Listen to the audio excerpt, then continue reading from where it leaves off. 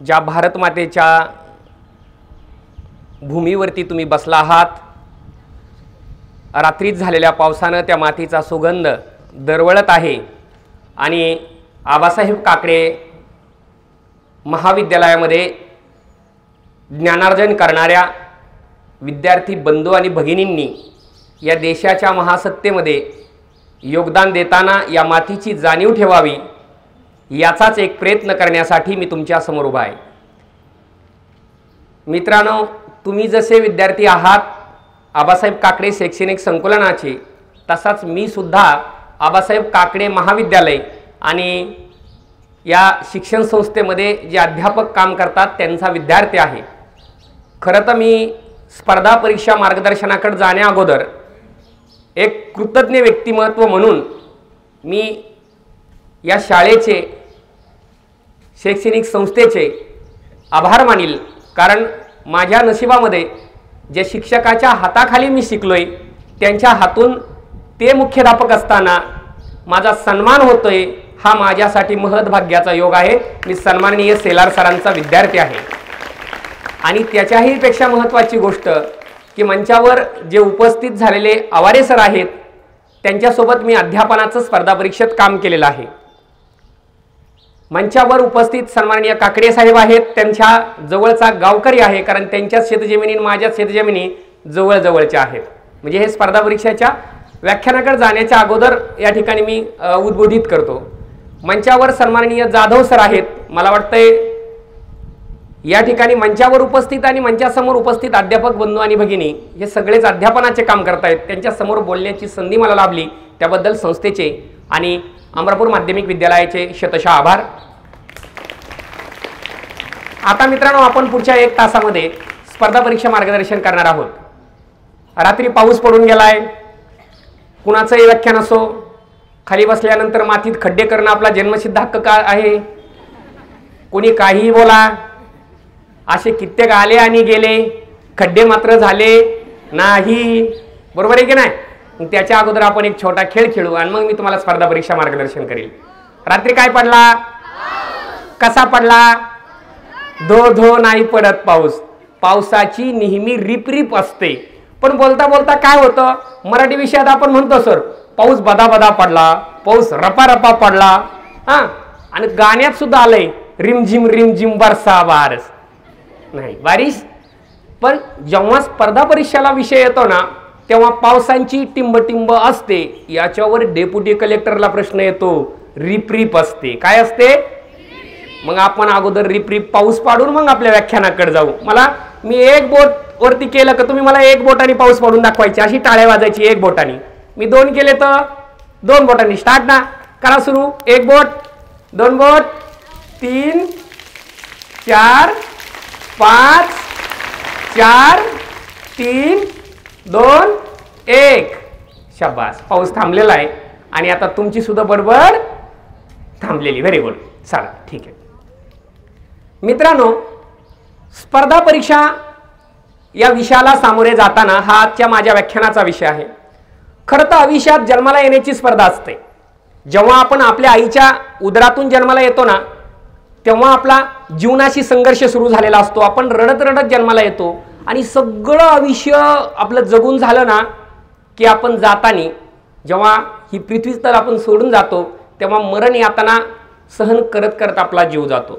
म्हणजे संघर्ष आणि स्पर्धा आपल्या वाटेलाच आलेली आहे, परंतु जन्माला आल्याच्या नंतर आपल्याला काहीतरी नाव कमवता आलं पाहिजे म्हणून स्पर्धेला सामोरं जावं लागतं।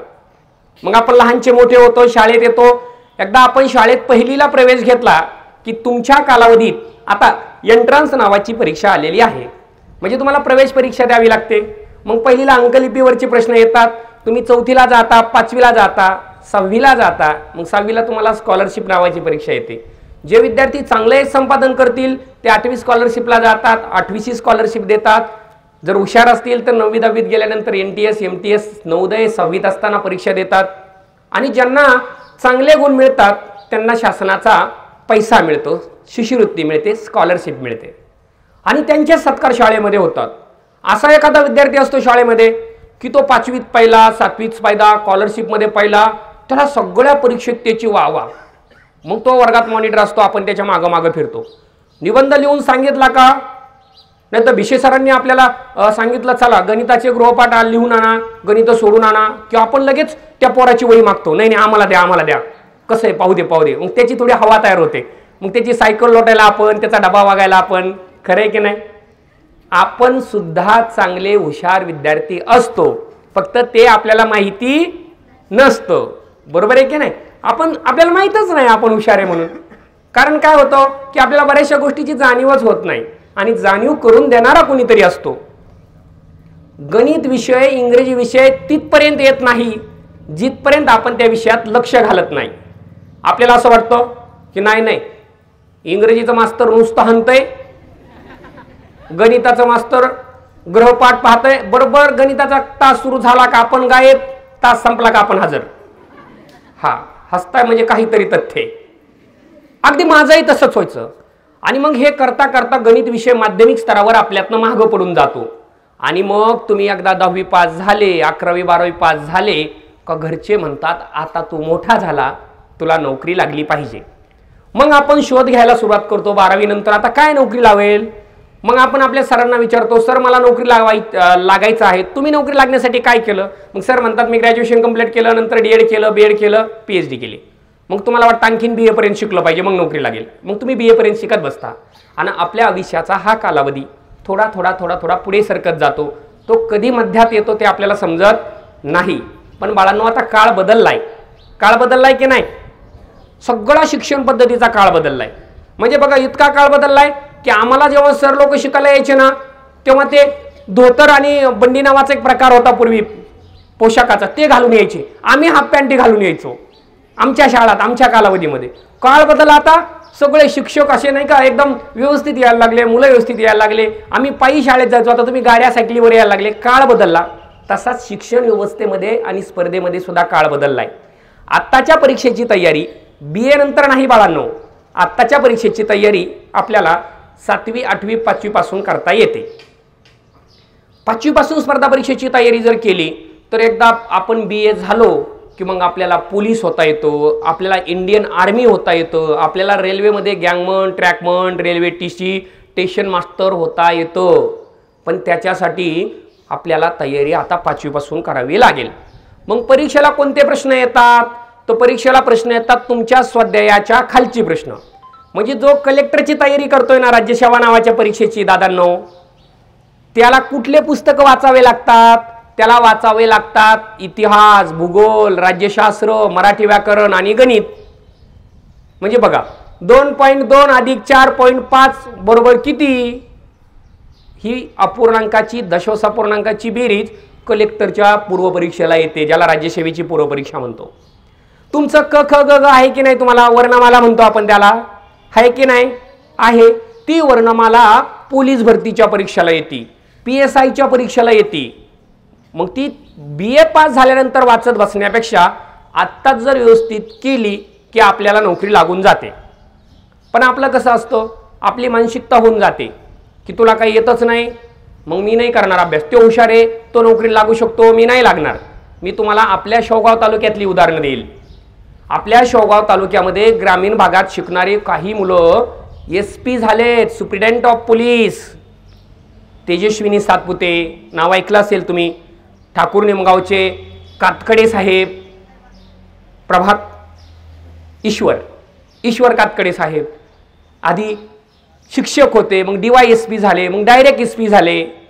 म्हणजे त्यांनी लहानपणापासून तयारी केली, अगदी 10वी 12वी पासून त्या लेवलला ते गेले. तुम्ही पण ते करू शकता. मग आपल्या तालुक्यांच्या ह्या भूमिपुत्रांचा आदर्श आपल्यासमोर आहे. मग करायचं काय? फक्त सिंपल एक गोष्ट आहे, प्रत्येक विषय शिक्षकांनी दिलेला स्वाध्याय आपण रोजचा रोज पूर्ण करायचा आहे. आपल्या शाळेमध्ये आल्याच्या नंतर ज्या गोष्टी होतात ना त्या सगळ्या नोकरीला लावण्यासाठी असतात. म्हणजे शाळेत परिपाठ होतो, मग परिपाठात समजून जा आता परिपाठ चालू आहे, लोकमान्य टिळकांची पुण्यतिथी आहे, माझ्यासारखा कोणता तरी बाबा आणलाय, बाबाच ना, असं कुठला तरी माणूस आणलाय आणि त्यांचं व्याख्यान ठेवलंय. मग ते लोकमान्य टिळक जयंतीवर तुम्हाला सांगत असते. लोकमान्य टिळकांचा जन्म 23 जुलै 1856 साली रत्नागिरी जिल्ह्यातील चिखली या गावी झाला. त्यांचे शिक्षण LLB पर्यंत झाले होते. योगायोग गणपती बसलेत म्हणून सांगतो. त्यांनी गणेश उत्सव आणि शिवजयंती उत्सवाची सुरुवात केली. त्यांनी केसरी आणि मराठा वर्तमानपत्रे सुरू केले.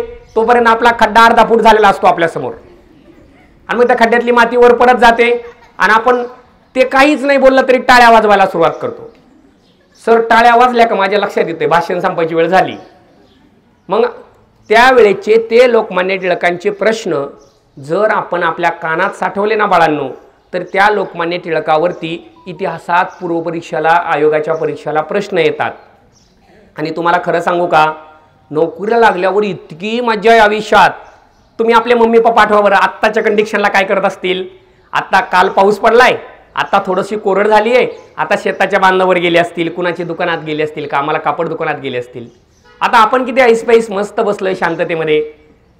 आता जर त्यांना काम करू द्यायचं नाही, आपले मम्मी पप्पांना काम करू द्यायचं नाही म्हटल्यानंतर आपण काम केलं तरी ते काम करणार आहेत. मग त्याच्यापेक्षा त्यांच्या कामाच्या कष्टाच्या पैशामध्ये आपण शिकतोय. आणि मग ते शिकत असताना जर आपण चांगला अभ्यास केला, अजून 4-5 वर्षांना आपण नोकरीला लागलो की आपल्या मम्मी पप्पाला कष्ट करावे लागणार नाही. मी नेहमी सांगत असतो, शिक्षणात ज्या बाळाला, ज्या विद्यार्थ्याला आपल्या आईबापाची जाणीव आहे ना, विशेषतः मी ज्युनियरच्या मुलांना सांगेल, कारण बसलेली मुले लहान आहेत, त्यांचा तितक्या मोठ्या बुद्धीचा विवेक नाही की त्यांनी स्पर्धा परीक्षा समजावी.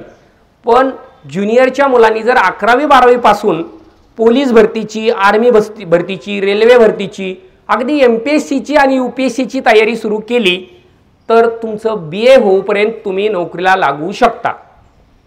पूर्वीचा काळ वेगळा होता की त्या काळात मार्गदर्शक शेवगावमध्ये नव्हते, नगरमध्ये नव्हते. पण आत्ताचा काळ इतका चांगला झालेला आहे की तुमच्या प्रत्येकाकडे मोबाईल आहे की नाही. तुम्ही प्रत्येकजण फेसबुक, इंस्टाग्राम वापरताय की नाही, वापरताय. ते सबसे कातील काय नाव तिचं, गौतमी पाटील. अहो कसलं माहिती तुम्हाला, आहे की नाही. हा, आणि ते अरुणिमा सिन्हा माहिती आहे का तुम्हाला, नाही माहिती. माहिती आहे, अपंग असताना एव्हरेस्ट शिखर सर केलं होतं, माहिती की नाही.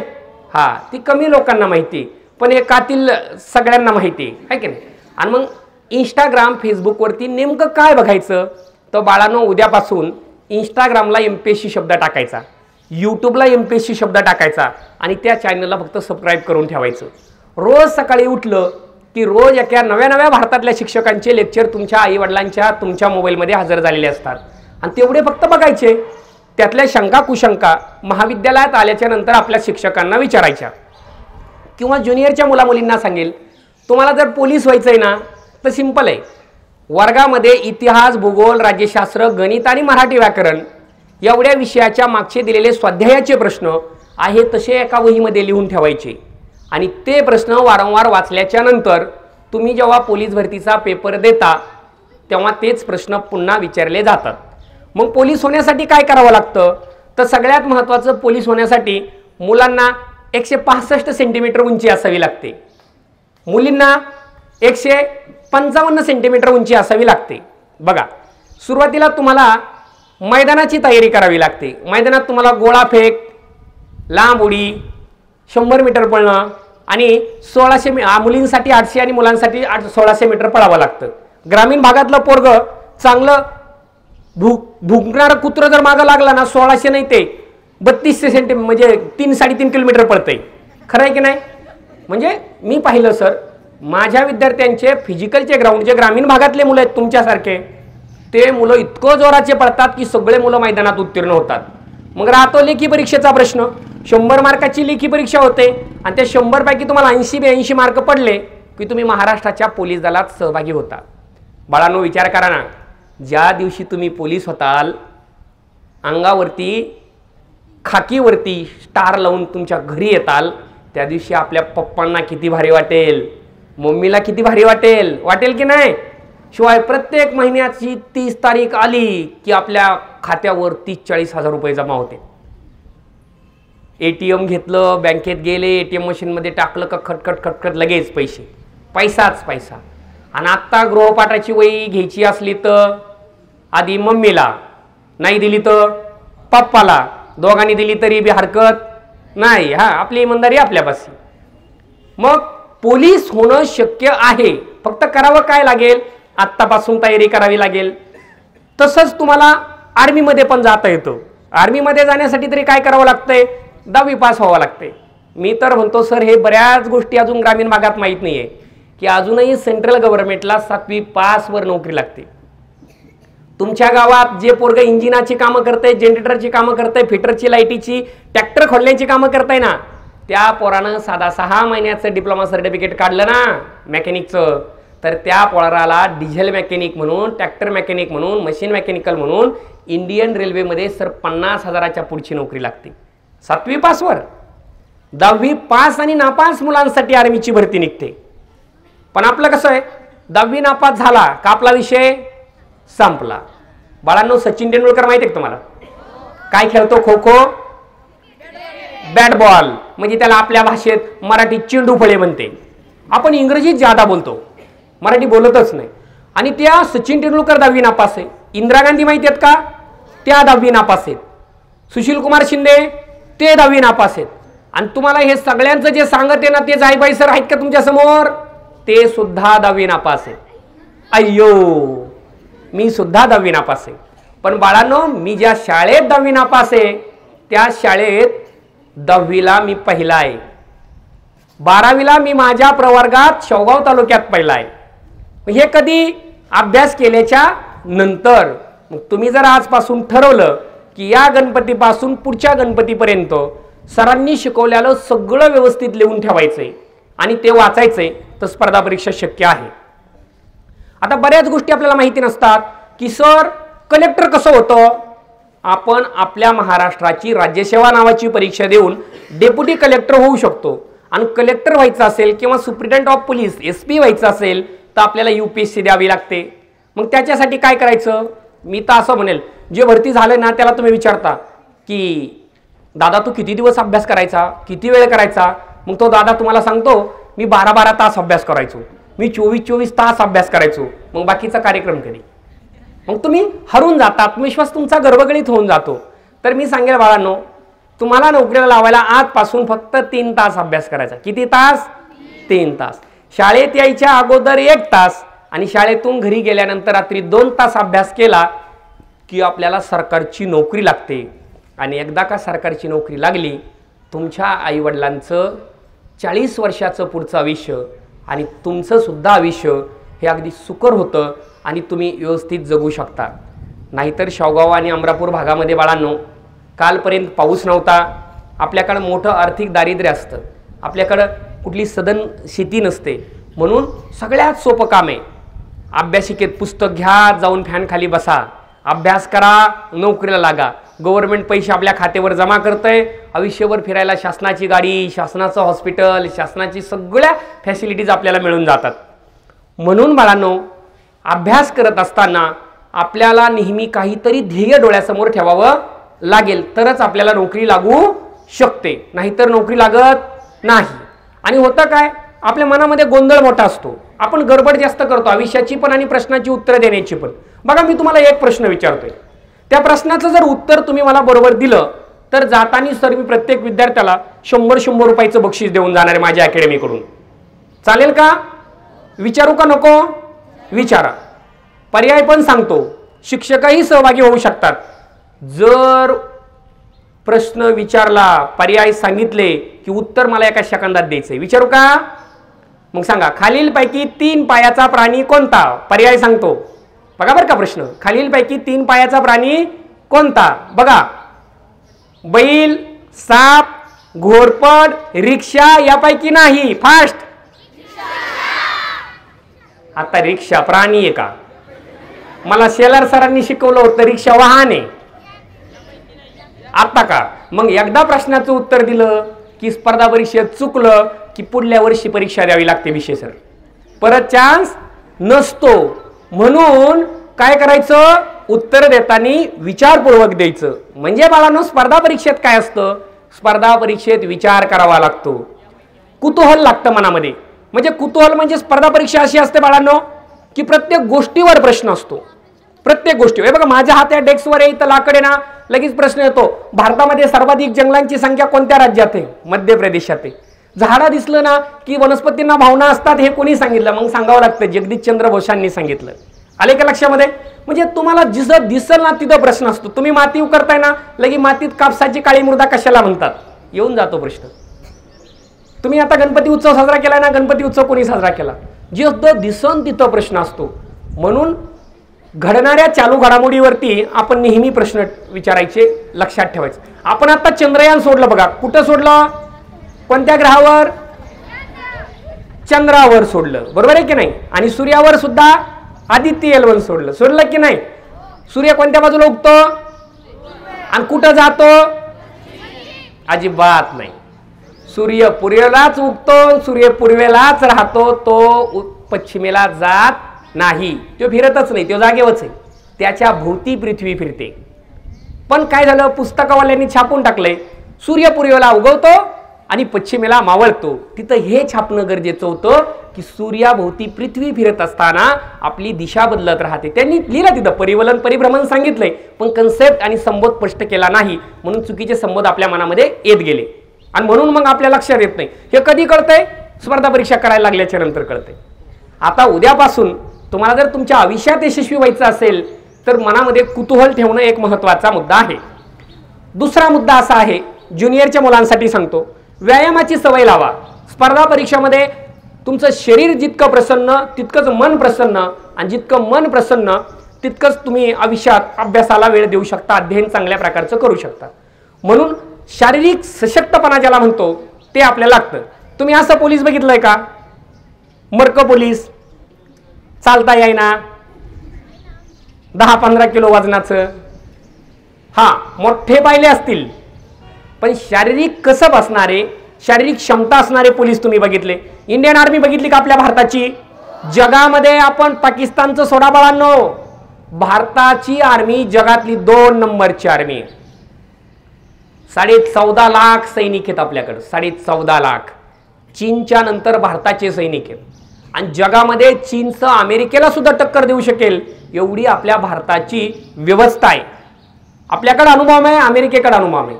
आपल्याकडे अग्नी-5चा मारा आपला 5,500 किलोमीटरचा आहे आणि आपल्यापासून चीन 3,500 किलोमीटरवर आहे. बिंजिंगच्या पलीकडे नेऊन पण अस्त्र आपण टाकू शकतो. म्हणजे बरोबर आहे की नाही? म्हणजे भारत आज सशक्त झालाय. मग सशक्त झालेला असताना त्या सशक्त भारताचा सगळा प्राण तुम्ही आहेत. आणि जर आपण ठरवलं की आपल्या भारताला आणखी महान करायचे, नोकरी फक्त पैशासाठी नसते बाळांनो, नोकरी देशासाठी सुद्धा असते, नोकरी समाजाच्या व्यवस्थेसाठी सुद्धा असते.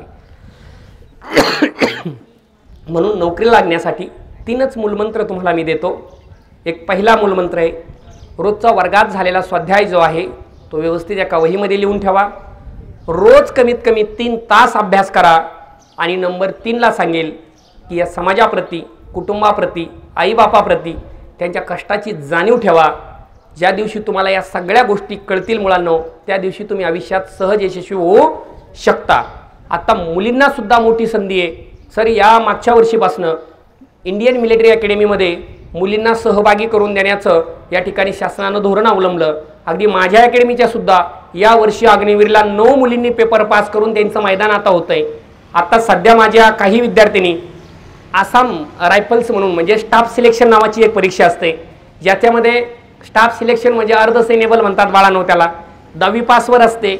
त्याची एक पेपर होतो आणि ग्राउंड होतं आणि डायरेक्ट मग तुम्ही आसाम रायफल, CISF, CRPF, दंगल झालेली पाहिली असेल तुम्ही. दंगल झाली का पोलीस येतात. पोलिसांना नाही आवडली का QRTचं एक पथक येतं की नाही, क्विक ॲक्शन फोर्सचं एक पथक येतो. त्यांना नाही आवडली की SRPFची तुकडी येते. म्हणजे महाराष्ट्रातलेच पोलीस असतात पण त्यांच्याकडे AK-47 बंदुका असतात. पाहिलंय का? त्यांनाही दंगल नियंत्रणात नाही आली को मग आपण काय करतो, CRPFला प्राचारण करतो. केंद्राचं राखीव रिझर्व्ह पोलीस बल असतं आणि मग ते आपल्याकडे येतं. त्याच्यामध्ये तुम्हाला जाता येतं. तुम्हाला सगळ्यात आपल्या भारताची संरक्षणाची उच्च व्यवस्था म्हणलं की सर SPG असते, जी फक्त राष्ट्रपती आणि पंतप्रधानांच्याच परिवाराला आणि त्यांना दिली जाते.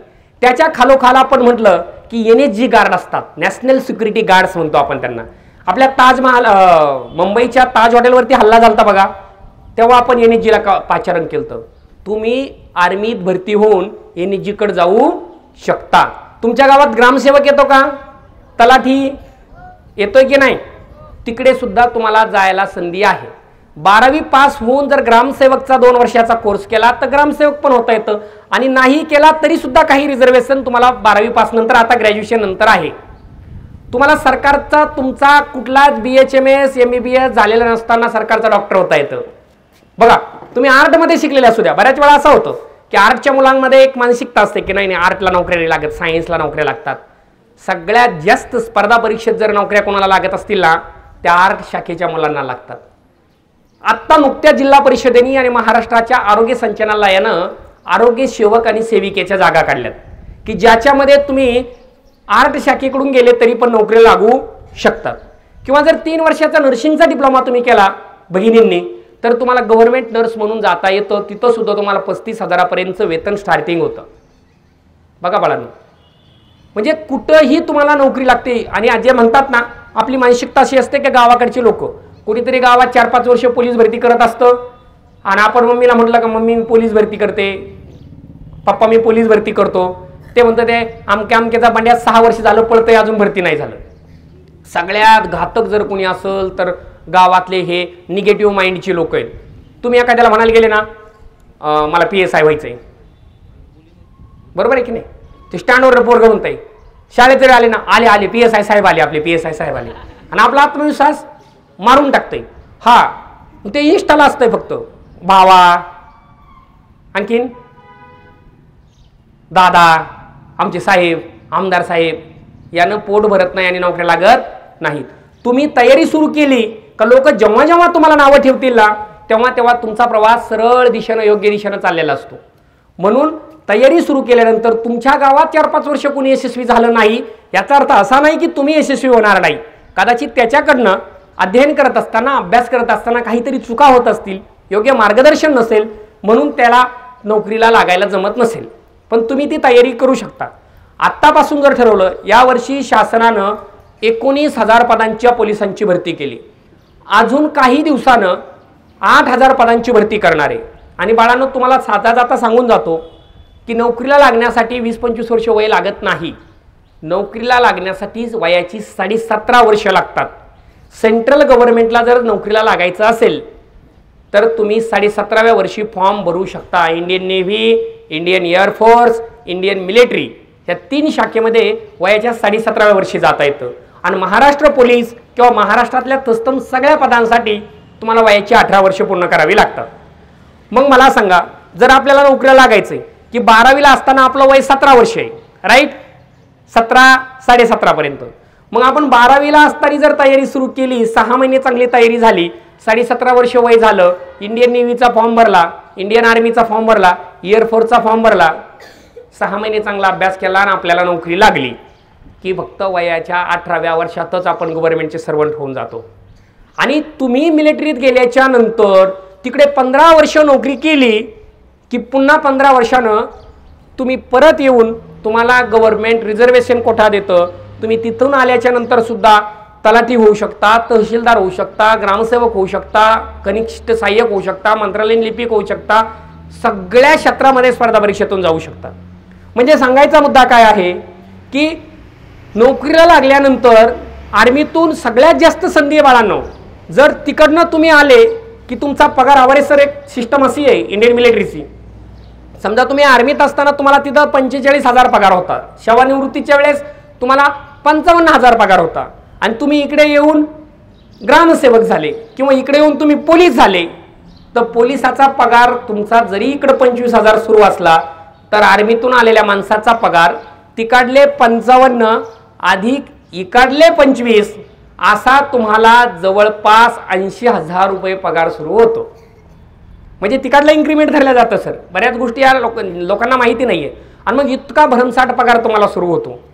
शिवाय आर्मीतून आल्यामुळे तुम्हाला एक मान सन्मान मिळतो आणि सगळं शक्य आहे.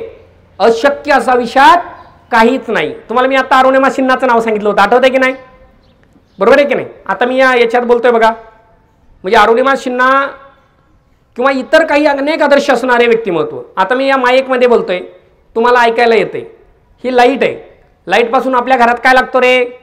बल्ब लागतो. तुम्हाला थॉमस एडिसन माहिती का? त्या थॉमस एडिसनने त्या बल्बाचा शोध लावलाय. एकदा आई स्वयंपाक करत होती, हाताला चटका बसला आणि ते थॉमस एडिसन बारकं होतं तुमच्यासारखं. ते म्हटलं, आई जसा वरती एक सूर्य आहे ना तसं आपण प्रत्येकाच्या घरामध्ये एक सूर्य निर्माण करू ना. आई म्हटली, येडा झालाय का तू? असं कुठं असतंय का? जेवण करून पोरात खेळायला जा. ते म्हणला नाही आई, काहीतरी करावं लागेल आणि सूर्याचा शोध लावावा लागेल. मग ते रोज कुठनं काहीतरी प्रयोगशाळाचं साहित्य आणायचं आणि त्याचा शोध घ्यायचं. पुढे चालवून त्याचे आईबाप गेले, त्याचं वय वाढलं, दाढी वाढली, लग्न नाही, संसार उद्ध्वस्त झाला, आर्थिकदृष्ट्या सगळी परिस्थिती ढासळून गेली.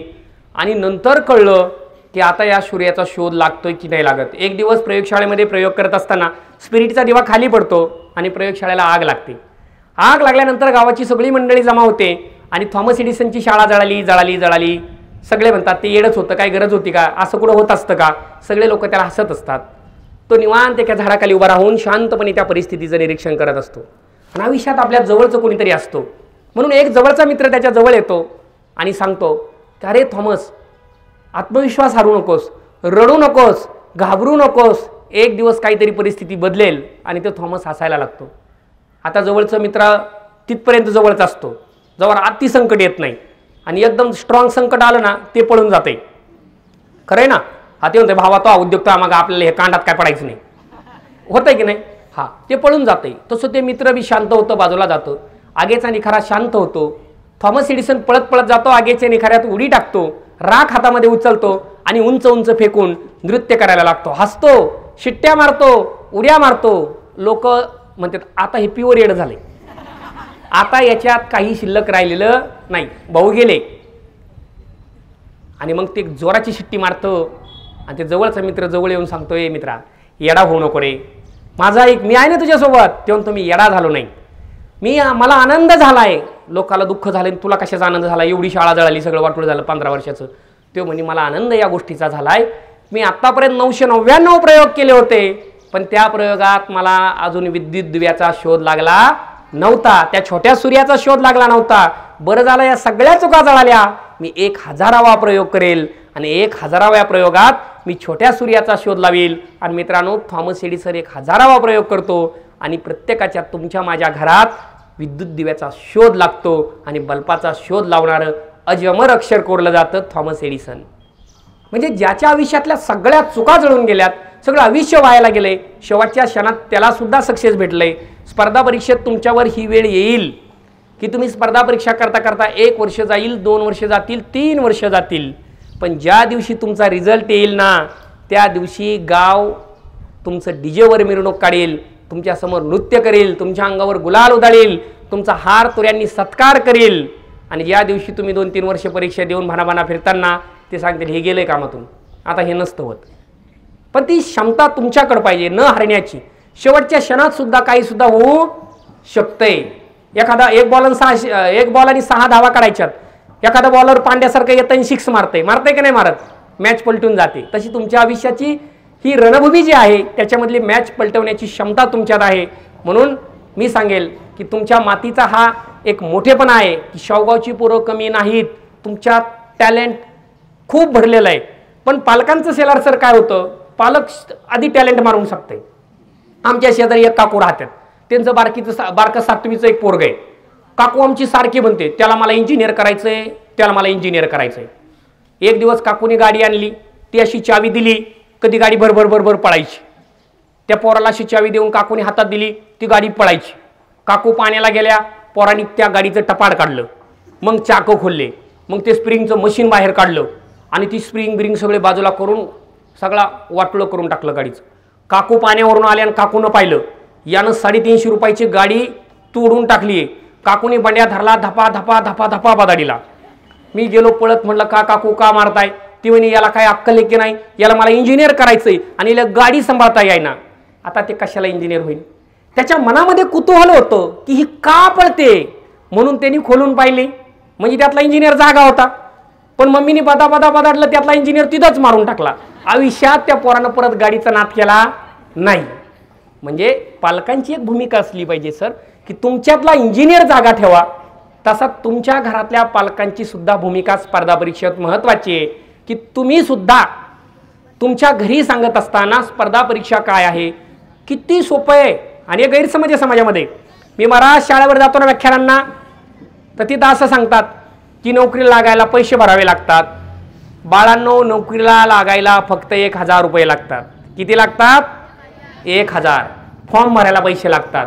बाकी कुठंही नोकरीला लागायला पैसे लागत नाहीत. हा मोठा गैरसमज आहे. समाजामध्ये कुठेतरी कोणीतरी 10 लाख भरले, 20 लाख भरले आणि त्यांचं आपल्या मनामध्ये निगेटिव्ह माइंड तयार होतं आणि आपण खचत खचत जातो. म्हणून उत्तरार्धात जाताना एवढंच सांगेल की संघर्ष करा, यश मिळते. संघर्षाशिवाय काही नाही. मी एक उदाहरण सांगतो, नामोल्लेख करत नाही फक्त. सर, मी वाडगावच्या शाळेवर शिक्षक असताना वाडगाव ते शेवगाव प्रवास करत असताना मोटरसायकलवरती मला शेजारी एक पालं दिसले. त्या पालावरती मी गेलो. पारधी समाजाचे पालं होते. त्या पालावर जाऊन तिथं 4-5 मुलं तुमच्या वयाची खेळत होती. मी तिथं गेल्यानंतर सांगितलं यांना शाळेत टाका. मी त्यांचं प्रबोधन केल्यानंतर ते 4-5 मुलं शाळेत यायला तयार झाली. मी वाडगावच्या भगवानबाबा माध्यमिक विद्यालयात ते मुलं दाखल केले. तिथेच मी टीचर म्हणून काम करत होतो. त्या एक मुलगा 10वी पर्यंत शिकला, बाकीच्या मुलांनी शाळा सोडून दिली. तोच मुलगा नगरच्या आमच्या तिथे अकॅडमीला आला. त्या मुलानं सर ग्रॅज्युएशन कंप्लीट केलं. शेवगाव नगरमध्ये राहून रूमवर राहिला, अभ्यास केला. सगळ्या माझ्यासह इतर सगळ्या अकॅडमीच्या शिक्षकांचं मार्गदर्शन घेतलं आणि तो मुलगा या वर्षी सर महाराष्ट्राच्या पोलीस दलात पोलीस म्हणून भरती झाला. एक अनाथ परिस्थितीतलं पोरगं. आयुष्य सगळं संपलेलं होतं मित्रांनो. पायामध्ये त्याच्या चप्पल सुद्धा नव्हती. आणि आज ते मुलगा जेव्हा मला बालिकाश्रम रस्त्यावरून सर वर्दीवर येतो ना, आल्यानंतर जय हिंद सर, माझी छाती अभिमानानं फुलून जाते की एक इतक्या गरीब परिस्थितीतलं पोरगं भरती झालंय. असे भरपूर उदाहरणं आहेत सर आपल्याकडे की ज्या मुलांना एकदम अनाथ आहेत. तुम्ही नशीबवान आहेत, कारण कमीत कमी आपल्या शेतीत काहीतरी पिकतंय. माझ्याकडे वाशिमच्या विद्यार्थी आलेत की ज्यांच्या परिस्थितीत आईबाप सालानी लोकांकडे काम करतायत, पैसे भरायची क्षमता नाही. काही मुलं सर कापड दुकानांनी काम करतायत, काही हॉटेलवर वेटरचं काम करतायत आणि ते काम करता करता ते मुलं स्पर्धा परीक्षा करत करत यशस्वी होत आहेत. शेवटी जाता जाता एवढंच सांगेल, माझ्या अध्यापक बंधू आणि भगिनींचं एक महत्त्वाचं रोल ह्या विद्यार्थ्यांच्या आयुष्यात असणार आहे की बदलत्या शिक्षण व्यवस्थेनुसार तुम्ही जाता जाता तुम्ही सगळे आणि एक आयुष्यात कुणावर विश्वास ठेवा नाही तर नाही ठेवा, पण आपल्या गुरुवर विश्वास ठेवायचा. काही येऊ द्या, तुमचं इंस्टा येऊ द्या, फेसबुक येऊ द्या, 3G 4G 5G काही येऊ द्या, गुरुजीला पर्याय नाही. नाही तर गुरुजीच्या टिंगल्या चालू असतात विद्यार्थ्यात. लहान असतात, आपल्याला कळत नाही.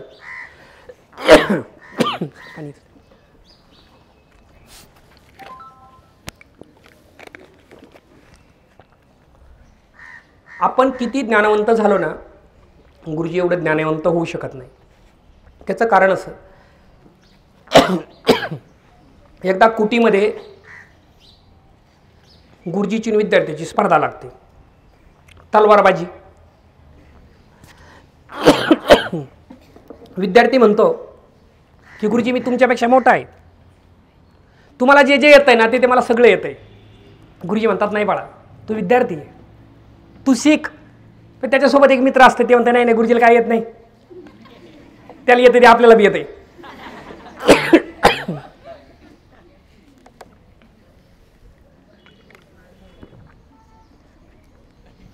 जरा पाणी ग्रहण केलं का, पाणी पिलो रे. तुम्ही पाणी ग्रहण करता की नाही? दिवसातून किती वेळा? किती पाणी ग्रहण तुम्ही अजून केलंच नाही. पाणी ग्रहण करणं म्हणजे लग्न करणं. मराठीचे सर तुम्हाला सांगतील, मला वाटतं जाधव सर आहेत, बरोबर आहे सर? पाणी ग्रहण करणं म्हणजे लग्न करणं, त्याला चतुर्भुज होणे म्हणतात. आता ध्यानात राहू द्या. त्याच्यामुळं पाणी नाही ग्रहण करत, पाणी पिलो म्हणायचं 10-15 वेळेस म्हणे. व्याख्यानाच्या विषयाकडे येतो. तब्येत जरा बरोबर नाही, पण तरीही तुमच्यासमोर उभा आहे. ते कुटीतलं पोरगं जेव्हा शिक्षकांना सांगतं की मी तुमच्याशी स्पर्धा करू शकतो, तलवारबाजीचं युद्ध लागतं. मग गुरु काय करतो, एक तलवार घेतो, रोज सकाळी 8 दिवस तिला 1-1 फूट वाढवत चालतो. त्या मुलाला वाटतं अरे हे 1-1 फूट वाढतंय. त्याचा मित्र जातं आणि सांगतो गुरुजी 1 फूट तलवार वाढवते. ते 2-2 फूट वाढवतं. कांड करणारा असतं एखादं तरी. एवढं वाढवल्यानंतर तलवारीचं युद्ध बुधवारी ठरलेलं असतं, सकाळी युद्ध लागतं. गुरु 8 फूट मेनामध्ये 2 फुटाचा चाकू आणतात आणि विद्यार्थी त्या 8 फुटाच्या मेनामध्ये 8 फुटाची तलवार आणते. आता युद्ध लागतं, ललकारी फुकली जाते, प्रत्यक्ष युद्ध सुरू होतं. कोणताही व्यक्ती आपल्या वजनापेक्षा आपल्या उंचीपेक्षा मोठा पदार्थ पेलू शकत नाही. म्हणून विद्याची ललकारी लागल्यानंतर गुरुजी चाकू काढतंय, विद्यार्थ्याच्या नरड्याला लावतंय, गळ्याला लावतंय आणि याचा चाकू अडकून पडतो.